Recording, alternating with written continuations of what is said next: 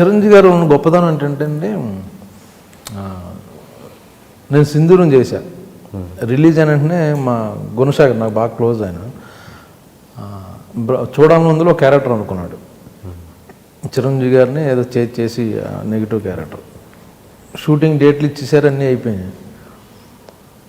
చిరంజీవి గారు సడన్గా ఆ క్యారెక్టర్ ఎవరు వేస్తున్నారు, కలకత్తాలో కదా ఎవరో అంటే బ్రహ్మాజీ ఇదేంటి హీరోగా చేసాడు ఇప్పుడే, ఆ క్యారెక్టర్ బ్రహ్మాజీని అనుకోవడం ఏంటి అసలు. మా దత్తు గారు ఎప్పుడు పెద్ద ఆర్టిస్ట్ని పెట్టేస్తాడు చిన్న క్యారెక్టర్లకు కూడా అనుకుని ఆయన వెంటనే కృష్ణవంశీకి ఫోన్ చేశాడు, ఏమైనా నీకు తెలుసా ఒక ఏదో చిన్న క్యారెక్టర్కి బ్రహ్మాజీ అంటే మీ ఫ్యాన్ అండి, మీతో చేయాలనుకుని ఎక్సైట్ అవుతుంది, అది వేరు పక్కన బట్ కెరియర్ కదా అని. నైట్ 12 o'clockకి గుణశేఖర్ నిద్రలో లేపాడు చిరంజీవి గారు. లేపి అసలు బ్రహ్మాజీని పెట్టుకున్నావు కదా, అసలు స్క్రీన్ ప్లే ఏంటి, ఎలా ప్రజెంట్ చేద్దాం చెప్పు ఒకసారి.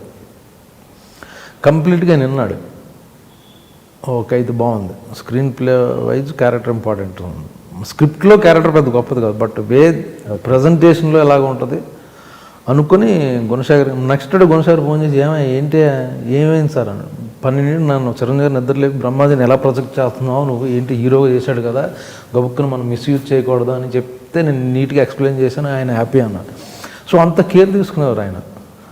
తర్వాత ఆయన అలాగా మీరు పవన్ కళ్యాణ్ గురించి అడుగుతున్నారు, ఆయన పరిచయం చేయడం, జానీ సినిమాలో చిన్న క్యారెక్టర్ చేశాను, ఎందుకో ఆయన పెద్దగా మాట్లాడరు ఎవరితో.